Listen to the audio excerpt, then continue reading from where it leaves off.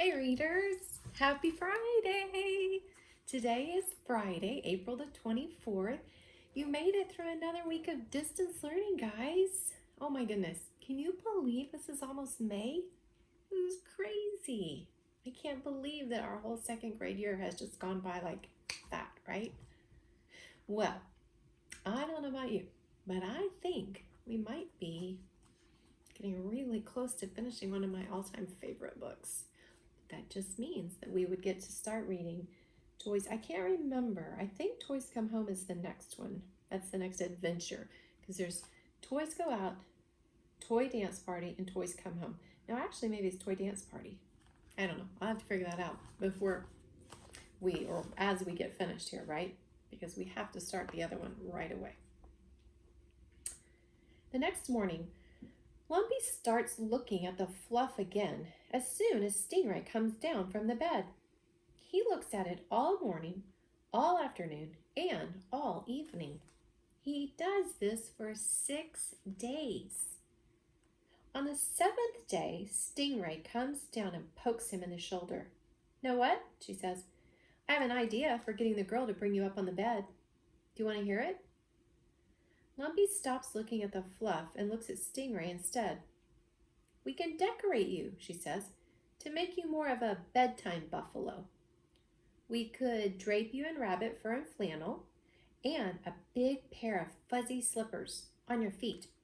Maybe some bows and ribbons on your tail and some pink and yellow feathers.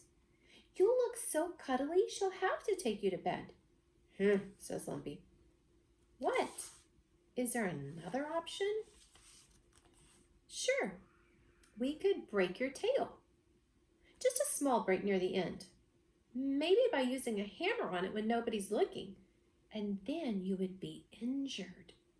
The little girl would wrap your bottom up in toilet paper and masking tape and bring you to the bed to get well."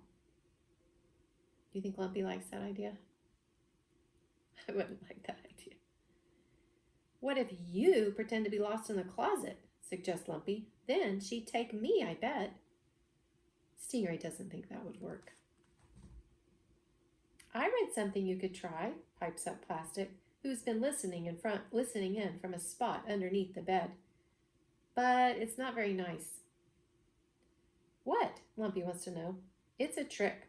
They used it in old TV commercials a long time ago. In science experiments. Subliminal messages." "Ooh, submarine messages," cries Stingray. "Why didn't I think of them before?" "What are they?" asks Lumpy. "It's too complicated to explain," stalls Stingray. "Isn't it, Plastic?" Plastic pauses. "I can explain a little bit," she finally says. "Oh, a little bit, sure. That we could do," says Stingray. "You go ahead." "I read in supermarkets they used to have secret messages playing quietly under the music that people didn't know their brains could hear," begins Plastic. "Messages that would say, 'Buy sugar cereal,' or 'You need to eat a lot of meat, buy it here.' The messages would get the shoppers to do what they said." "This isn't a supermarket," says Lumpy. "Duh," says Plastic, "but we could do it like this. Stingray could whisper in the little girl's ear while she's asleep. When the girl wakes up, she'll think whatever Stingray told her." Stingray's silent for a minute. "What if I whisper, 'Don't eat your vegetables,' or 'Sit in front of the TV all day like a giant wet noodle'? Or what if my submarine message is, 'Buy Stingray lots of presents'? Will she really do what I say?" Stingray feels a thrill. Plastic rolls side to side nervously. "Forget I told you about it. It only maybe works anyways." "If it maybe works, I want to try it," insists Lumpy. "I shouldn't have mentioned it," says Plastic. "It's a bad idea." "Then how am I going to get on the bed?" cries Lumpy, looking up at the fluffy pillows from his spot on the rug. "I have to get up there." "Don't worry," says Stingray. "I've done submarine messages lots of times before." Do you think she's telling the truth? I don't either. "I'll get you up." It is hard to think about sharing the big high bed. In fact, Stingray doesn't want to share it at all. But even more, she doesn't want Lumpy to ignore her and stare at his bit of fluff all day. That evening, Stingray stays awake when the little girl falls asleep. "Bring Lumpy to bed. Bring Lumpy to bed. Bring Lumpy to bed," she whispers long into the night. The next evening, after brushing her teeth and putting on her pajamas, the little girl lifts Lumpy up along with Stingray. The submarine message has worked. Lumpy's so excited. Cool white pillows, patchwork quilt, warm flannel sheets. Oh, he can hardly believe it's true. But here's what happens up on the high bed. Not much. The girl's father reads 3 stories aloud.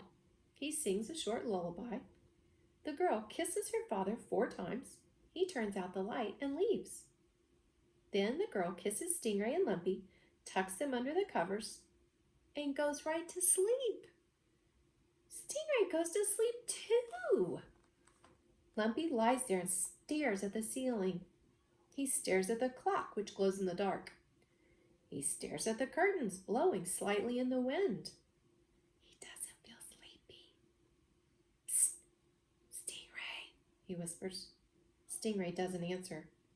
Stingray, he whispers again, nipping her gently on the cheek. What? Stingray sounds muddled. Wanna play I Spy? It's dark. I can't spy anything. I need a drink of water, moans Lumpy. No, you don't. Then I need another story. Will you tell me a story? I can't think of one now, says Stingray. I'm trying to sleep. Want to sing Camptown Races? No. Just a little bit? I think it'll help me relax. Camptown Racetrack, sing a song.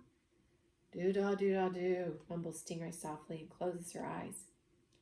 Lumpy stares at the ceiling again. He stares at the clock. He stares at the curtains. He still doesn't feel sleepy. He crawls to the edge of the high bed and looks down. The toy mice are playing leapfrog. Plastic is reading one of the big books and rolling slightly side to side. The one-eared sheep is laughing with the wooden rocking horse in the corner. Lumpy sighs and rearranges himself on the bed. The problem is he usually stays up late. This time of night he likes to be doing stuff. Playing marbles or checkers or pick-up sticks. Something. It's not his bedtime yet. Not even close. Bonk. Lumpy jumps down. It hurts his bottom when he lands, but he doesn't mind. He's so happy to be down again that he kisses all 4 toy mice with his buffalo mouth and then trots over to Plastic and offers to watch her roll down the staircase. Every night after that, the little girl takes Lumpy to bed with her. Lumpy feels like he's got it made. All the importance and extra kisses of going to sleep on the high bed and none of the boringness. He just waits until the girl's asleep, then hops down, bonk, and lives it up until midnight, when he, very cleverly, positions himself below the edge of the bed so it looks like he fell off by mistake and goes to sleep till morning.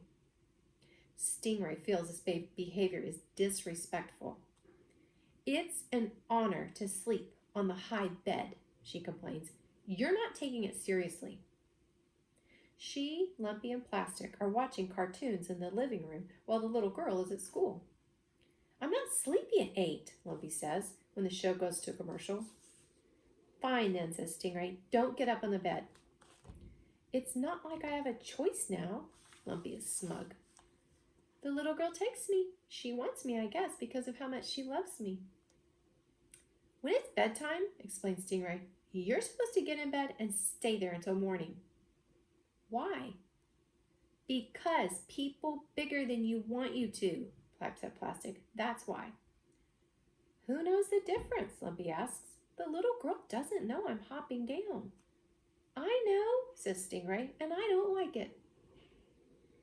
What she doesn't know won't hurt her, and I'm not sleepy at 8. Lumpy goes back to watching the cartoon. But the little girl's no dummy. She notices Lumpy on the floor each morning by the side of the bed. One night she gets a length of shiny green ribbon and ties it to his tail. She ties the other end to her bedpost. You won't fall out now, sweetie buffalo, she says, kissing his head an extra time to make up for all the bumps he must have suffered in his falls. Stingray, look at my tail, whispers Lumpy when the lights are out and the girl's asleep. Take the ribbon off. No. Why not? The little girl wants you to have that ribbon. She goes to school. She knows what's best for you. I know what's best for me, says Lumpy, and this ribbon is not it. Stingray wrinkles her nose. You got covered with peanut butter, and then you got covered with jam, and then cookie batter, and hummus, and soy sauce. You're always getting dirty. How is that someone who knows what's best? I'm older now, says Lumpy. He walks to the edge of the bed, stretching the ribbon tightly. He leans forward and feels the pull on his tail. Stingray, help me, he cries. I'm tied up like a balloon. You wouldn't be if you'd stayed where you belong. My tail is killing me, says Lumpy, lying. I need to get down. Be quiet or you'll wake the little girl. Stingray flips over and closes her eyes. Being tied up makes Lumpy feel frantic. The knots in the ribbon get tighter and tighter the more he pulls. He tugs harder and harder, grunting his buffalo grunts, and finally jumps off the edge of the bed with the ribbon still attached to his tail. There's no bonk. Lumpy is upside down, tail side up, hanging in the air. He feels sick to his stomach. He tries to scramble back up the side of the bed, but he can't get his feet turned around the right way. He wiggles and tries to lift his head up to chew on the ribbon, but his body is not very flexible. He is stuck. All right, guys, leaving you hanging. Have a great weekend.